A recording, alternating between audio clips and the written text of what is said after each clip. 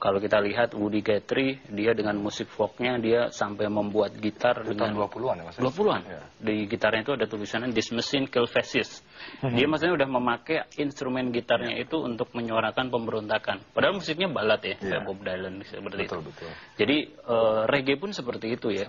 Bob Marley dengan Redemption Song itu kan sebenarnya dia juga memberikan pemberontakan kepada yang menurut dia tidak betul seperti itu.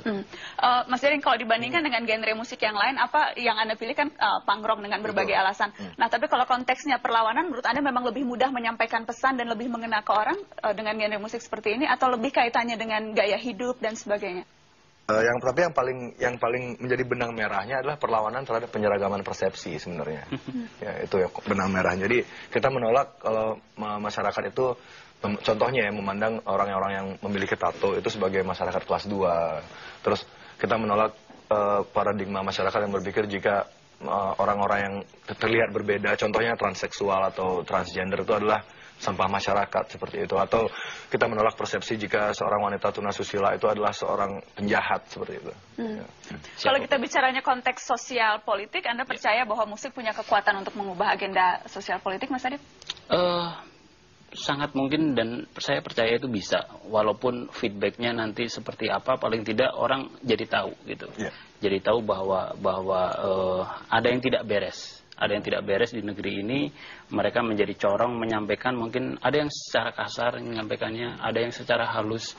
Masyarakat jadi disadari gitu bahwa memang kita sama nih, sikap kita sama gitu. Cuma kita sama-sama nggak bisa kayak gitu.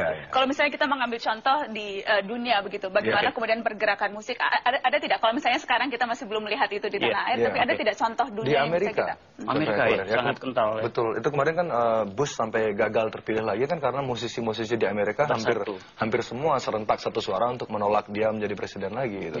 Dan suara terkeras itu datangnya justru dari mainstream ya, kayak Kanye West, Dixie Chicks, Springsteen, dan dari punk rock juga sama, dari kayak band-band kecil seperti NoFX, Bad Religion, mereka bikin album kompilasi, kampanye keliling untuk menolak Bush gitu, bikin gerakan-gerakan seperti itu. Jadi mungkin kalau kita ngambil contoh di luar negeri, itu salah satunya mungkin ya. Green Day sampai bikin album namanya American Idiot. Ya, dedikasi buat Bush. Sudah jelas itu buat siapa.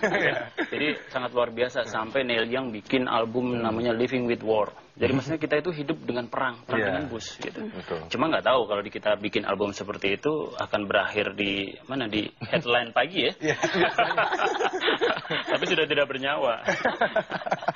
Kita tidak mengklaim kebenaran, kita hanya meminta kesetaraan. Jadi kita semua punya point view yang berbeda-beda dan let's live with that.